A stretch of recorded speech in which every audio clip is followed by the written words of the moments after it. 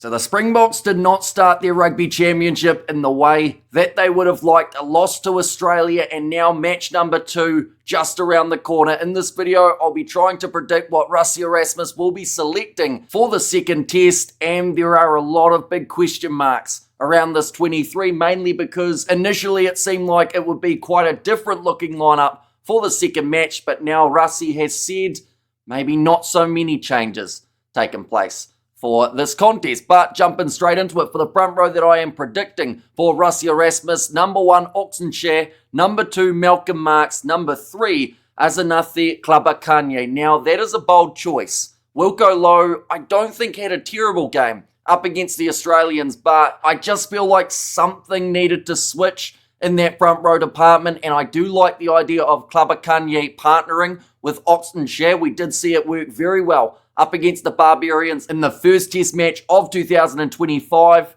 So I do think either Ox or Wilco may get switched out here. So I'm going with Klabakanye moving into the starting side. Now, I should mention off the bench, he actually wasn't that flash in the match up against the Aussies, but starting alongside Malcolm and Ox, maybe that will help him get back on the right track. In the locking duo, I don't see huge changes happening here. Number 4, Eben Etzebeth; number 5, Lud Diacha. I would actually argue that Diacha came off too early in that first match up against the Wallabies. He was having some real success throughout the first half. He was distributing the ball extremely well, and it kept Australia on their toes defensively. He was running the ball hard, and I just think if he had had an extra 15 or so minutes, could have really brought some more impact for the Springbok side. Eben Etzebeth put in some big hits. He took a few himself, but I do think for the Springboks versus All Blacks test, we are going to see this combination. So, of course, the more time that it is together beforehand,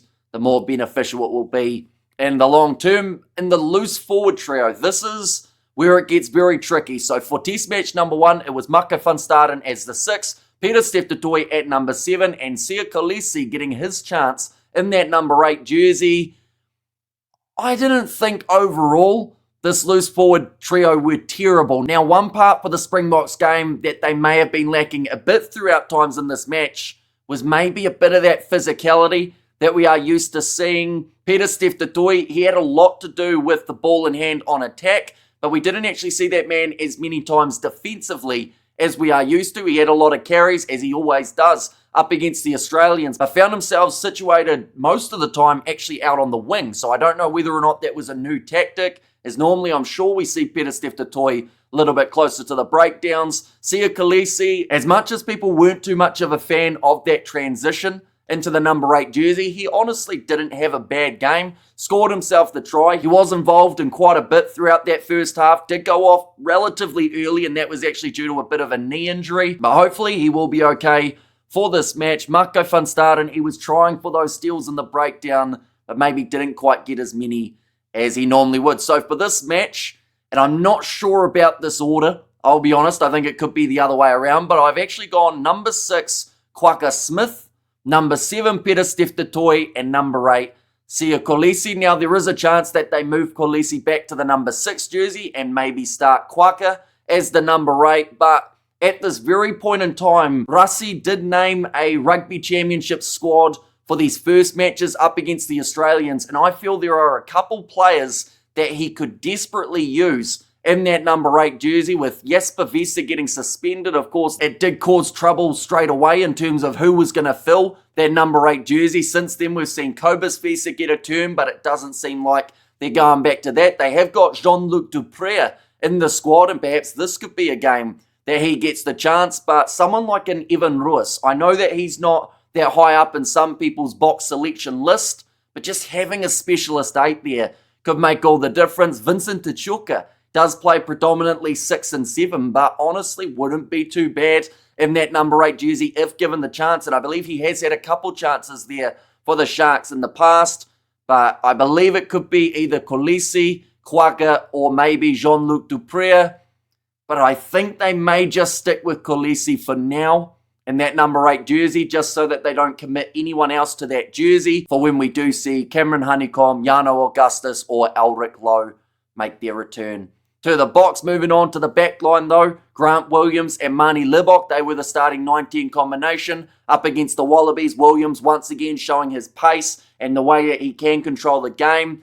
That was for the first 20 minutes. From there it did change a little bit for South Africa, but still some very good moments for Williams throughout the 80 minutes. Marnie Libok, his attacking throughout that first half was pretty solid, helping set up a couple tries, creating line breaks. But Rassie said it himself, it was those last passes that were really hurting South Africa, those handling errors and the breakaway chances. I've actually here decided to make 2 switches, and I do feel like Rassie Erasmus will do the same. Morne Vandenberg, number 9, number 10, Sasha Feinberg, Ngome Zulu. Now, I know a lot of people are calling for Handré Pollard to come straight back into the Springbok side, and perhaps that could be something that they do look at doing, but at the same time, this Morne Vandenberg-Sasha combo is one that we saw Rassie use earlier on in the year, and of course, he knows what he's going to get with Handré Pollard, but there's still a little bit of learning that can be done around these other combinations. Now, there's also that counter-argument, which is maybe the Springboks don't want to experiment anymore in this Rugby Championship and instead know that they need 5 wins from 5 to have a very good chance of lifting the trophy. But I do think that Morne Vandenberg, he is a great option. Grant Williams, he could be starting again, but I do just like the idea of this Morne-Sasha combination. It was actually the one that I thought Erasmus may look at for the first match, and you do just wonder if they had gone with that duo, could we have seen anything different happen for test match number 1? Moving on to the centres, Damian de Allende at number 12, if he is not still injured. Now, there's a bit of a question mark around when that man will be returning. Of course, if he is out injured, then Andre Esterhuizen, I believe, will be selected as the number 12, with number 13 being Jesse Kriel. It gets very tricky, and Rassie did say it in the post-press conference about how originally the plan was to give players like Ethan Hooker, Kainan Moody, and Morne Vandenberg a chance here up against Australia for test match number 2, as well as a few other players that he didn't name. But then he mentioned how after this first result, that may not happen, or at least some of those changes may not be happening here. Kainan Moody, he can play out on the wing, as well as in the centres. You got a Cheslin Colby, who will be returning from injury as well. So I think it's just a little bit too tricky to squeeze all of those players in that initially they wanted to. But this Damian de Allende, Jesse Kriel combo would be extremely strong.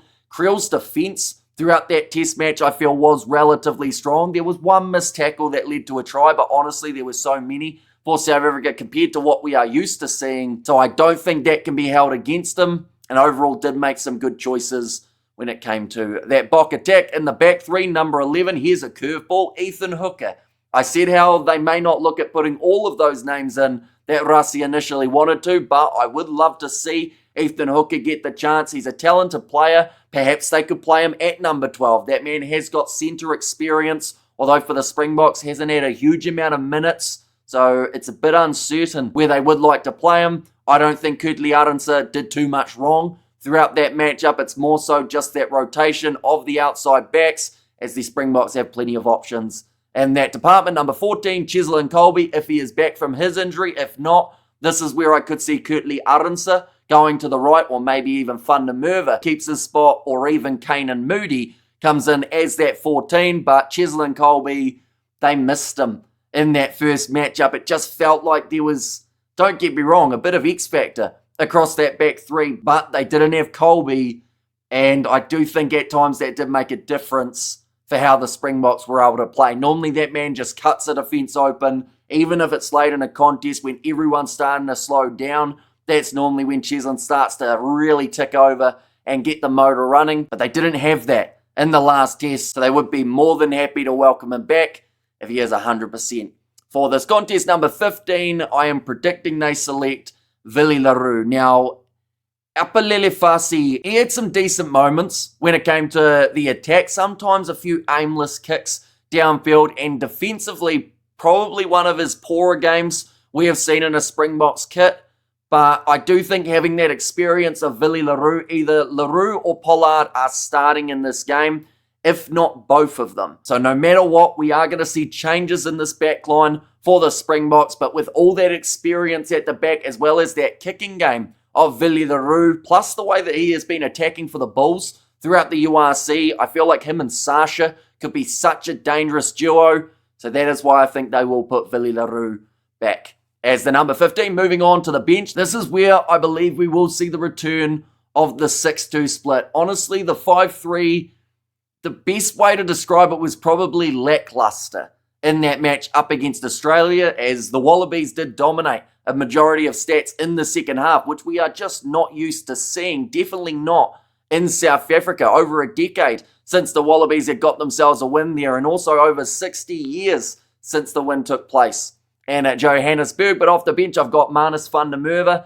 as the number 16. I felt like Umbanambi, his line-out game was a little bit shaky in the later stages of the contest. I do also think that Manus van der Merwe, people talk about Umbanambi's physicality, but I do think Manus van der Merwe has got a fair amount of it as well. Boan Venter as the number 17. If Jan Hendrik Wessels hasn't recovered from his injury, if he has though, I would chuck him back in as that number 17. And then number 18, this is where I would put Vincent Koch. He's one of those more experienced heads. Some people were surprised that he did get selected in this Rugby Championship squad. But honestly, when you think about that bomb squad, you think about that guy that looks like Mr. Incredible making his way onto the field alongside the Viking, alongside a couple other massive loose forwards.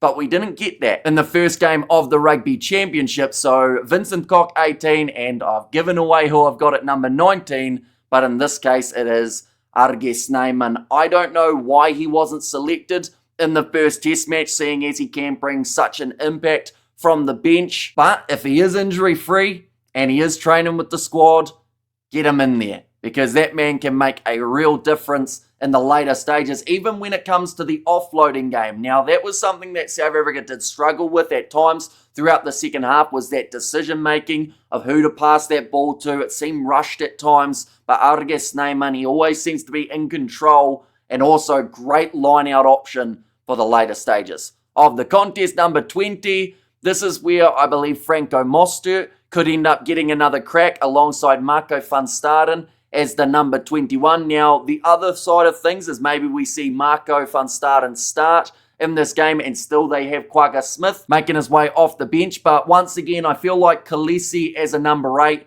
in this contest, or whoever fills that 8 jersey, is only really part-time for until Vesa or one of those guys with an injury does end up returning. But I do think having Van Staden's turnover ability later on in the game could certainly help them out. Mostert maybe didn't quite have that impact that he would have liked, but once again, I feel like they chose the wrong time to take Lutiaga off the field. He should have played, honestly, at least 65, 70 minutes throughout that matchup. But I'm sure Rassie Erasmus wants to see that physicality as the forefront. He mentioned about it in that post-interview.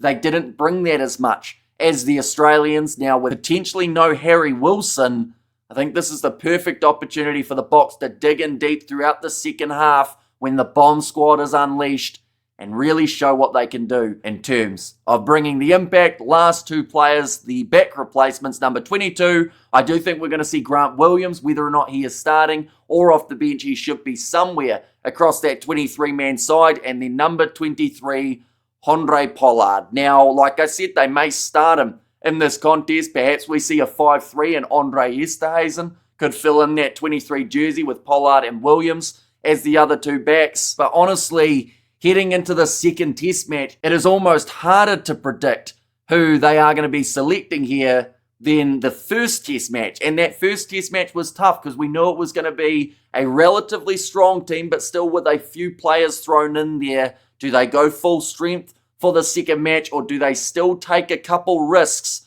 for the sake of building up that depth and maybe giving some players a redemption chance here up against the Australians? But nonetheless, the side will be announced on either Monday or Tuesday, and of course when it is, we will be doing the video on the channel. But do let me know who you think Rassie will be selecting for his Springboks side if you did enjoy. Of course, be sure to leave a like and subscribe. It is a bit of a shame that it hasn't been as positive as it normally would be for the Springboks in these lineup predictions. But sadly, for the Boks to go from 22 points ahead to then conceding 38 straight points, some changes may need to be made. Now, Rassie has worn it on the chin and said that some of it is down to the management of the team rather than the players themselves. So let's see if the management get it right this week and the Boks can make it 1-1 up against the Wallabies. But thank you all very much for watching, and I will see you all for the next one.